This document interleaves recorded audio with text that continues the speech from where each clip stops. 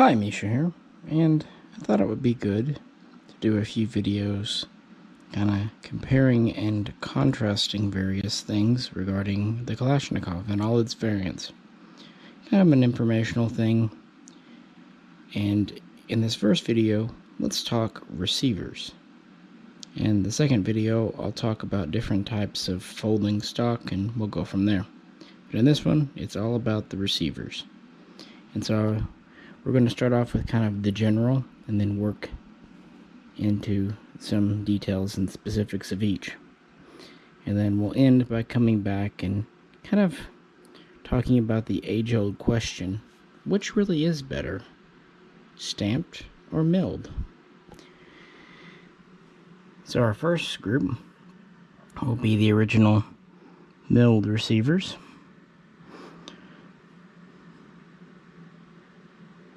And then we have the stamped receiver that came about in 1959 with the AKM. This is 1.0 millimeter sheet steel. And then a short time later, really developed alongside it, we have the stamped receiver for the RPK, which is 1.5 sheet steel. So kind of two basic types of stamped receiver. As far as the milled receiver, there was the Type 2, which was a little bit different, but those are pretty uncommon. And to be fair, if you know all about Nona Type 2, there's probably no reason for you to be in this video. But 99% of the milled you will come across will be based on the Type 3 here, which was introduced around 1953, replacing, again, the original machined Type 2. Of course, the Type 1 was a stamped receiver, but they switched to machined. Now, their reasoning wasn't maybe what you think. At that time, it was easier to produce machined receivers in Russia. They had the tooling, they had the knowledge, they had the people. Stamping was still a new concept. So it wasn't that the Type 1 stamps were bad. It's just that the manufacturing to mass produce them wasn't up to scratch yet. But notice, as soon as they had everything ironed out, they went to the AKM here in 1959, sometimes called the Type 4 receiver. And again, they worked with the RPK alongside it to replace the older RPD, which itself was not a machined receiver. So with these, what are the similarities and differences? With an original Type 3, this is all one machined block. We have a top and bottom tang for the stock, and the barrel is screwed in to the front of the receiver. This is all one piece. With the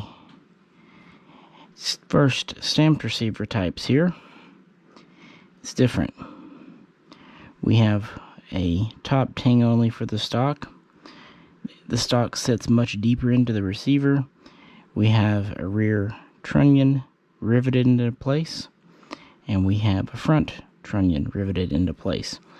This has the receiver shell made of stamped steel, but the trunnion up here is machined steel. And originally the rear trunnion was machined steel as well, but in the 70s, Russia went to a cast rear trunnion because they could.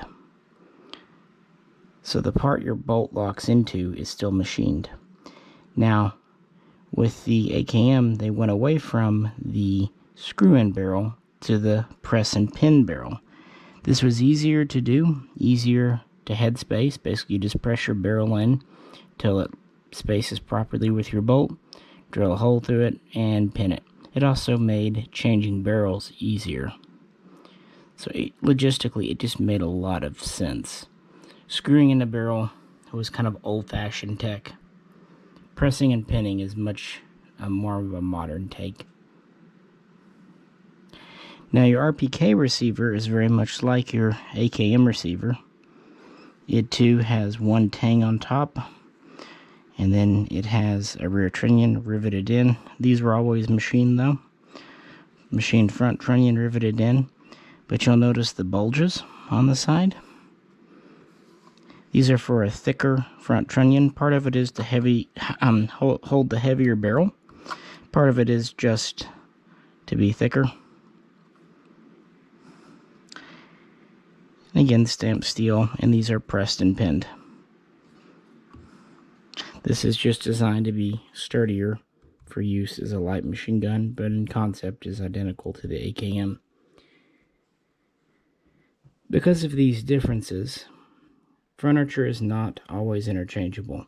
Now, one good thing, pistol grips nearly universally are. Also, upper handguards are typically interchangeable because those are on the gas tube, not the receiver. But lowers, not so much. If you try to put a milled and a stamped lower, cross them over, they won't match up. Mostly because of where they go into the receiver. The area is larger on a milled versus a stamped, so it will either be way too large or way too small and fit too loose and rattle around. So if you pick up a stamped gun and it has a rattly lower handguard, it could have a milled one on it. But if you want to put a stamped handguard on a mill gun, you'll have to do quite a bit of woodwork or plastic work to make it fit. Likewise, the buttstocks. RPK and AKM, because they use the same style of tang, are generally interchangeable. Because of the thicker RPK receiver, you might run into some problems, but usually a little bit of fitting will take care of that. For example, you can get an AKM stock to fit fine if you just shave it down a bit, and an RPK stock could fit a little loose on an AKM, but chances are, because they're all made to be oversized, it won't really be a problem. Where you do have a problem, though, is with the original milled, because of the top and bottom tang and the way the stock sits much more shallow into the receiver. They're not interchangeable. I mean, I guess a woodworker could make something work, but truth is, yeah, a milled stock and a stamped stock are different. So yeah, if you're looking at doing it, pistol grips and upper handguards, no problem. But lower handguards and buttstocks, yeah, aren't going to work very well. Just things to know. Now, these all will use the same mags, assuming the same caliber, of course. But of course, a threaded in barrel and a press and pin barrel will be different too. So know if your kit, for example, this is a PLO kit on a firing line receiver, it was threaded, you'll need to get a threaded receiver. Or if you have a kit, this is a Legion build with a Russian kit on an old Childress receiver. Just know what you're getting. And there are differences, of course, in the barrels too, but that's for another video in the future. Again, this is just based on the receivers themselves. With that, let's kind of take a closer look at machined milled receivers. So originally, the AK Type 3 was made at Izhevsk in Russia, and it would be the first model. The Type 1s and Type 2s were never made outside of Russia. The Type 3 would be the one to be made outside first, including East Germany, Poland, and China. But most countries, like Romania, would wait till the AKM was out. One country, though, even though they got kind of late into production, 1960, was Bulgaria, that really liked themselves the machined receiver.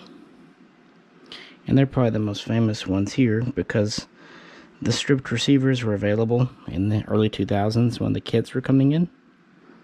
And of course today they're the milled import. But they made some changes to simplify for production. For one, they went away from the blued finish to the paint over park like an AKM. But for another, your Arsenal receiver is a press and pin barrel. It's just easier to do and makes a lot more sense. Another famous milled import is the Chinese Polytech so-called Legend, and many say that it's a very close representation of a Type 3, which is true, but even those were press and pin barrels. In fact, I can only think of one import AK they really used the screw-in barrel. That, of course, being the Finnish Valmet, at least the original M62s and the later M76, M78s, but there were plenty of Valmets that came in with stamped receivers. This was a screw-in barrel. It has a phosphate finish, but in other ways it's very unique. It has its own style of lightning cuts and absolutely does not take the same furniture at all. This is kind of on the verge of what I would almost consider not even a Kalashnikov. That's why I don't really consider Galils true AKs. I consider them Galils because they've just made so many changes in Israel. They too would use screw-in barrels, though, for what it's worth.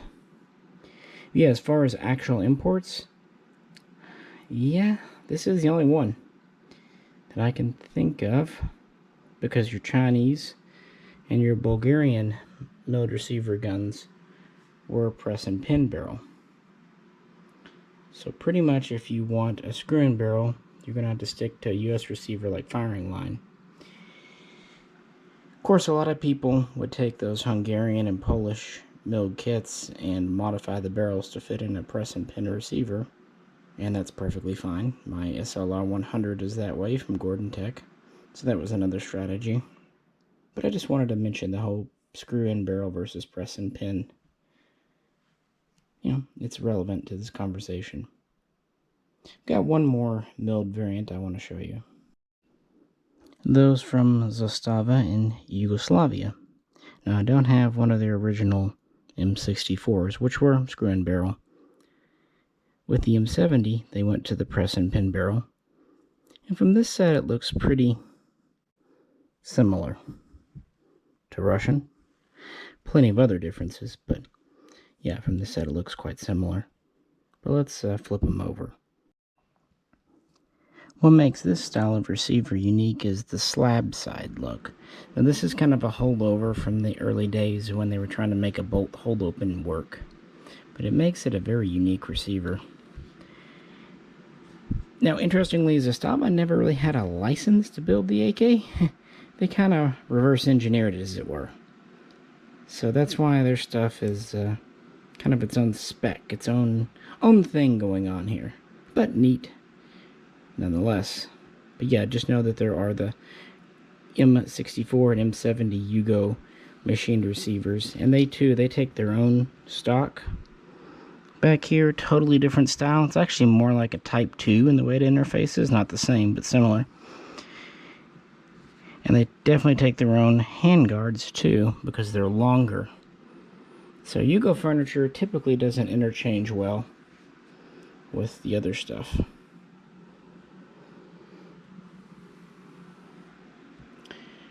So with that, let's talk about some variants in the stamped receiver family.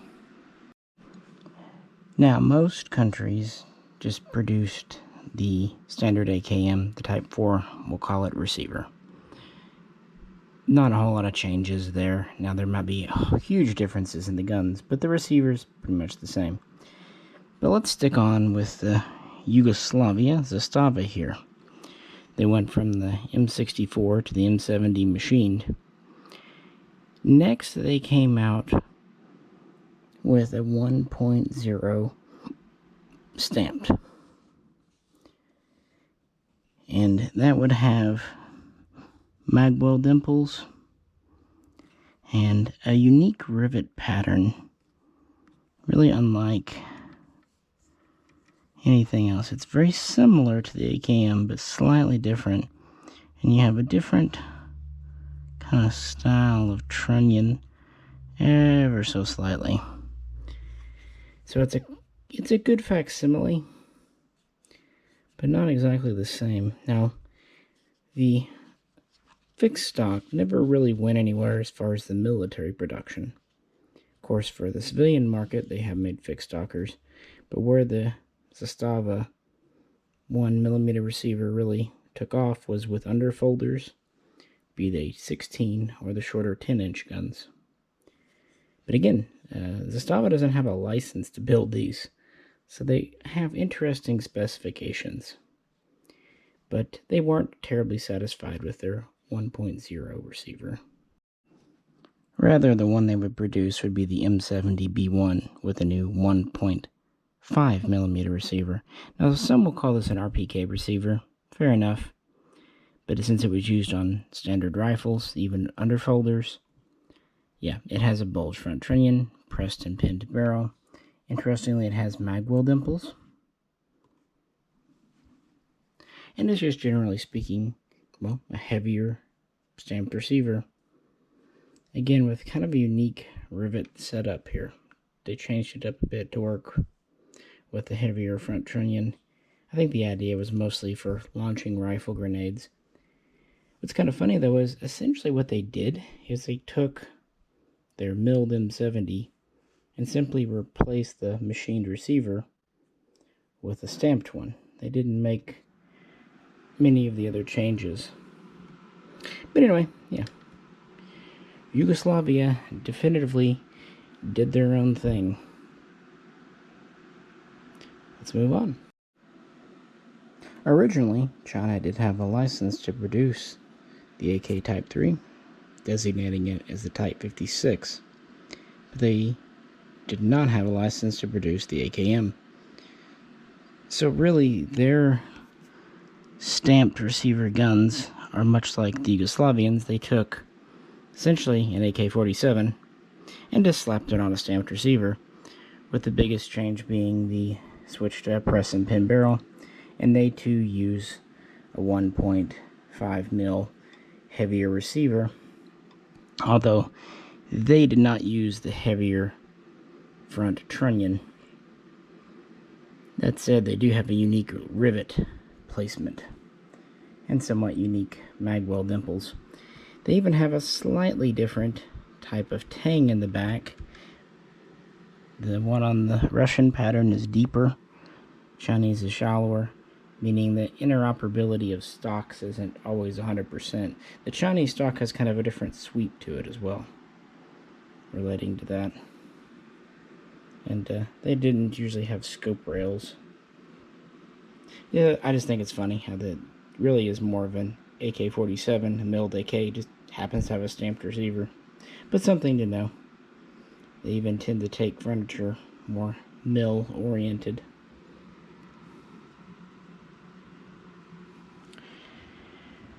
And with that, yeah, that's kind of the AKMs. Again, for the receiver shell itself, there's not a ton of variations when you exclude the different folding stocks. But again, that's for a different video. So let's go ahead and move on to the light machine guns, the Rpks.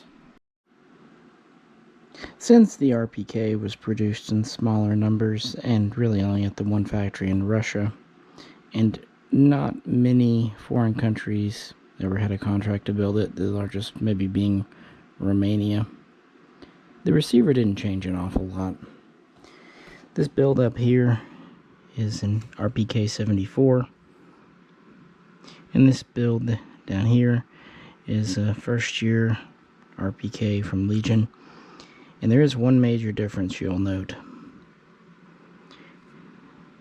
Originally, they had a magwell dimple. Boop, boop.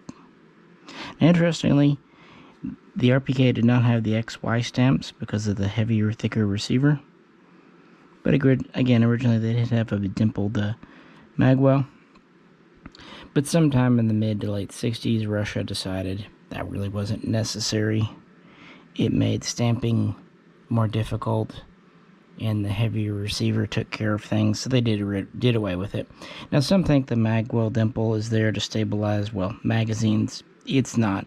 It's actually there to give strength to the sheet steel, because there's no rivets in this area here, and the gun's relatively thin without a bottom.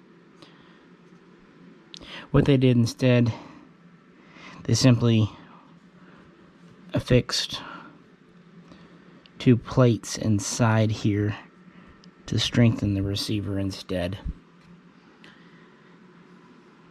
Otherwise, yeah, the receiver is pretty well unchanged, except for, of course, when they went to the folders, but again, that's a video coming soon. And that's really about it as far as the RPK stuff, unless you want to count, yeah, all the 1.5mm stamped receiver type guns, but I tend to think of those as AKMs, just with heavier, thicker receivers. And the RPK has a press and pin barrel, always did. Now Bulgaria does do what they call their LMG. Many call it an RPK. It's really not. In fact, it uses a totally different barrel, and it's on a machined receiver, a milled receiver. And again, Finland did an RPK, the M78, and it was on a machined receiver, or it could be on a stamped. But yeah. So with that, kind of a little rundown, let's get back to the central topic. Milled versus stamped, pros, cons, and which you should buy. So if you want a milled gun today, new production, it's going to be an Arsenal, especially if you want an import. Don't be fooled by some of the like C39s and stuff that claim to be milled. That's a story for another day, but they're really not. Otherwise, you have to go all the way back to the 90s and the Chinese milled imports. Yeah, mills are just simply not built hardly anywhere in the world today. They long ago gave away to the stamped. And if you're going to get a stamped gun today, there are a few options still on the table. But for a long time, the Wasser has been the king. Also, I did want to point out, it's, non-dimpled magwell, but it too has plates inside put in for strength, so it's not an issue. But that is, I guess, technically another variant. So, yeah, which to get? Well, pros, cons. As far as cost, almost always your stamped gun is going to be cheaper than your milled, both to produce and to purchase. Exactly how much? No reason to even say right now because prices are so volatile. But yeah, cost-wise, stamped is better. Also, weight-wise, most of your stamped guns are quite a bit lighter and handier. A mill gun, it can have its weight kind of regulated a bit by going to a light barrel. That's what Arsenal does with their newer SAM7s and SAM5s.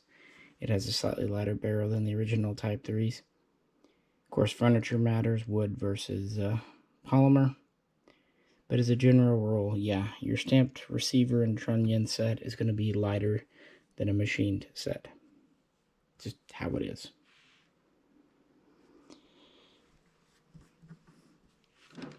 As far as durability, this is where things get more contentious. A stamped receiver, despite the rivets and everything, these have held up very well over the years, but as have many milled receivers. Many claim that the milleds will go longer. It's probably true, all things being equal. But I will say this, if the locking recesses wear out up front or something happens to the back, this is all one piece. So if any part of this goes wrong, you're just going to toss the receiver. With a stamped gun, let's say your front trunnion gets buggered up. Well, you pop the rivets, pull it out, put another one in, you're good to go. Ditto for the rear trunnion. And that was the whole reason the militaries went to them, amongst being cheaper and lighter, was also they were easier to maintain. You could, continue to use them. They're a little more serviceable. Whereas a mill gun, again, yeah, it's on one chunk, whereas here you have three. Now for us, riveting is not the easiest thing, but for a unit armor or for a factory, yeah, they can do that. So I would say, yeah, we'll go ahead and say milled guns maybe have more longevity in the receiver, but a stamped gun has more repairability. New word for you today. What else? Well, how about furniture? That easily goes to stamped, but be it surplus or like aftermarket production, handguards and buttstock. Many more things are made for a stamped receiver. The AKM, the AK74 stamps pretty much use the same furniture, but milled AKs pretty much take their own furniture. Now there are those, again, like the Century guns, the C39 V2, that are designed with what they call a milled receiver that takes stamped furniture, kind of hybrids and hodgepodges. You can take that as you will, but I'm just talking standard spec guns. So if you like customizing, the stamped is definitely the way to go. So it sounds like the stamped is the better choice. It's cheaper, lighter, easier to customize. And even if, let's say, a mill gun goes 100,000 rounds and a stamped gun only goes 50,000 rounds before failing, let's be honest, either one would have long shot out their barrel. That's the crazy number of rounds. 50 to 100 cases of ammo through one single gun. If you can afford to do that, you can afford to buy another one. So with that said, why does anyone even think about a mill gun?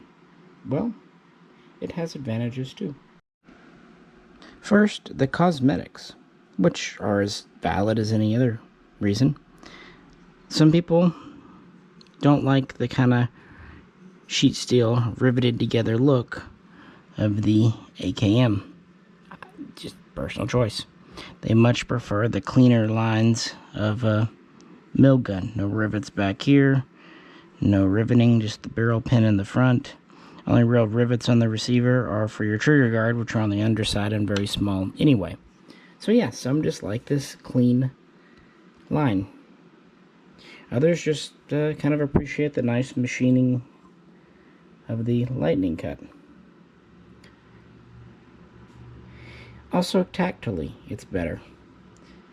Mill guns tend to have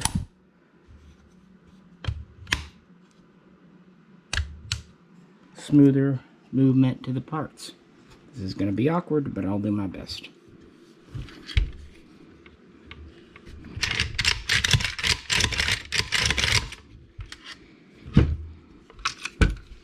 Versus this, it's just a smoother bolt travel. Now, on a stamped gun, your bolt is engaging the front trunnion, then it's going on to the rails, which are spot welded in place, and then returning to battery. On a mill gun, that bolt is locking up on the front of the receiver. It's traveling on rails that are machined as part of the receiver. They're not welded in. So it's all on one piece, whereas this is transitioning from a couple of different pieces, which gives the mill gun just a smoother feel. Also, where most of your AKMs have a single hook trigger, your stamped type guns were originally made with a double hook trigger. Now this one, I think, might have a single hook in it because it's a US part, but it can take a double hook. It has the notch in the receiver, whereas this does not. And I've always felt that the machined double hook triggers just feel nicer, and they're easier to customize and kind of polish up. So factory trigger, bolt travel, even magazine insertions. Mags tend to slide in easier to a machined receiver gun versus stamped. You don't have the sharp edges of a stamped gun.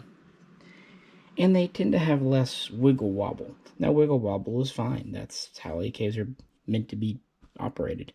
It just seems less noticeable in a machined receiver because the mag is a little more supported versus just the edges of sheet steel holding it in. Reliability-wise, they're the same, but mags just seem to fit a little better in these. It also has to do with how they're, machined out. Century will cut out the mag wells on Wassers, sometimes not doing the greatest job, whereas Arsenal's, on their mill guns at least, always do a fantastic job of making them take standard magazines.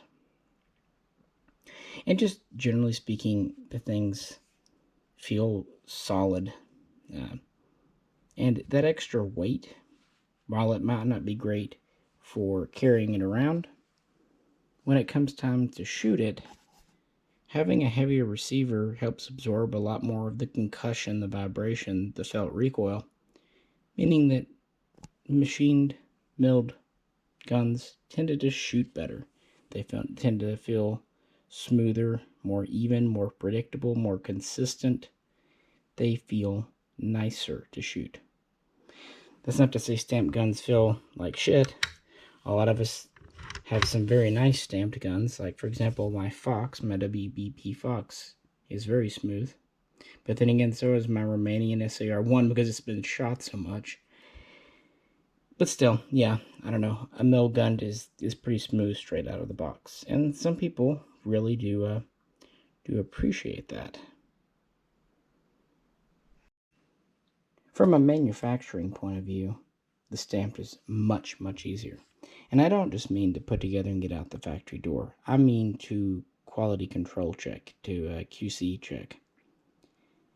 If you know you're machining your front trunnion right, you can get away with a cast rear trunnion, no problem there. You have a stamped receiver shell. But with a machined receiver here, not only does it need to be machined properly, you need to make sure all the metal is consistent, it's all properly heat treated, and that there are no inclusions, be it, air pockets, bubbles, imperfections in the steel. You definitely have to take more time and ensure the quality of your material. Whereas the stamped is a lot more forgiving. It's a lot easier to make sure you have good quality material for a small front trunnion than it is for an entire receiver, if that makes sense. That's why Arsenal starts off with quite a large block of ordnance steel when they machine these, and as they love to remind people, it takes 5.5 hours to make a receiver. I'm pretty sure a stamped receiver takes 3 seconds. Of course, there's all kinds of other factors. Arsenal, especially in the past, before they started doing stamped guns, often claimed that mill guns were more accurate. Funnily enough, they've kind of toned that down since they started selling stamped guns too. I don't think I believe that, frankly. They claim that they were sturdier, less vibration. In theory, if you could have exactly equal barrels, exactly equal ammunition, maybe a mill could outshoot a stamped. But there's so much that goes into it. The receiver is just one part. I certainly wouldn't buy a mill gun anticipating noticeable, measurable, greater accuracy over a stamped gun. There's a lot of stuff that goes into it. Yeah, it's just kind of how it is. But that was part of Arsenal's marketing. Mill guns are certainly not going to be less accurate, but yeah, if you had a great milled receiver but a really bad barrel, yeah, it's not going to do well. Moreover, if you have a stamped receiver and a very high grade barrel, you'll do just as fine. For example, the FB Barrel is well known and respected for its accuracy.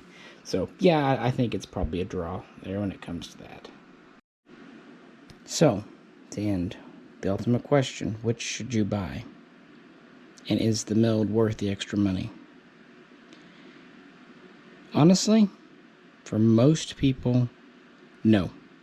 For most people, they'll be perfectly happy with a stamped gun. They really will. It'll do what they want it to do, so on and so forth. If you want a milled gun, that's great. You will get a nicer trigger, a very smooth bolt travel. But also recognize guns like Arsenal's are made in a military factory to military specs. So don't expect amazing finish, and you might see a tool mark or two. That's just kind of how it is, guys. These are both military type guns. The Wasser 10 out of Romania, the Sam 5 out of Bulgaria. So if you get one, be realistic with your expectations. And I think that's where some people get disappointed with milds. They hype it up a bunch in their heads, and so when they get it and they realize it's not perfection, they're disappointed. Meanwhile, with stamped guns, they don't expect everything, so they don't tend to be as disappointed. Plus, mill guns are just as apt to have things like canted sights as a stamped gun because the barrels are all the same, so on and so forth. Another reason I say get stamped, especially if it's one of your earlier AKs, is because spare parts, furniture, things of that nature are readily available. Milds, a little less so. There's a reason that Soviet Russia went from the Type 3 to the AKM to the Type 4 in 1959 and never really looked back.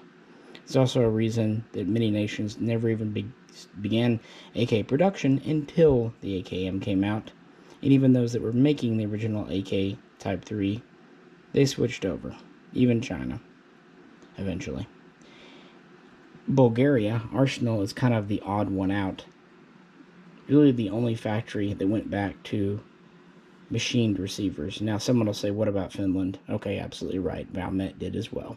So there's two. But we don't have really Valmets here, so it's kind of a moot point. And I think Arsenal kind of went to the milled receiver in the 90s again. Is a good marketing tactic, a very effective one. But the thing is, how many times, and this is what I tell customers, do you hear of a stamped receiver failing?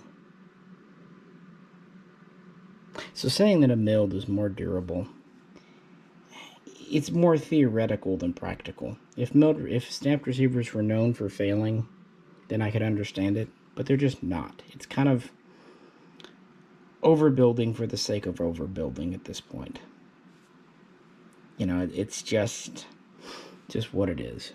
So that's why many people have very high round counts on Wasser 10s and other stamped guns. If they're put together properly with the proper rivets and the proper front trunnion, they'll last a very long time. Likewise, if a machined or milled gun is not done properly, it will break. Remember those higher rapid fire Galil receivers that crumbled due to improper heat treating.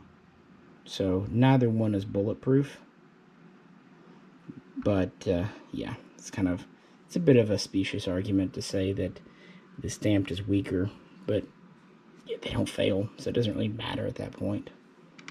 It really doesn't. But yeah, if you just want something really nice feeling and different that your friends are all going to enjoy at the range, by all means, get a milled AK. They're great. But don't feel like you have to get one. A stamped AK will serve you just as well. Now that said, one final thought. If we're talking arsenals, with the current prices of SLR 107s versus SAM7s, so the stamped SLR versus the milled SAM7, at current prices, because they're so close, hands down, I would get the SAM. I would get the milled Arsenal. That's where they shine. That's where the company takes pride. That's what they want to do. If you want a stamped AK, I would go Wasser, I would go WBP, I would go FB, or, of course, I would go Zastava. Those are really good stamped guns. I would take any of those over an SLR 107 at this time. I hope that makes sense. So, kind of qualifying what I say here. So let me know what you think of this kind of new little series, looking at aspects and kind of talking better or worse. Part 2 will be on the folding stocks, and probably part 3 will get into the caliber debate. 7.62 versus X30 by 39 versus 5.45 versus 5.56. That'll be fun. Anyway, feel free to comment below and let me know what you think and which ones you would pick. As always, if you could, like, share, and subscribe. And if you'd like to help support the channel, please check out the link to the Patreon page. This is Misha, and we'll catch you very soon next time.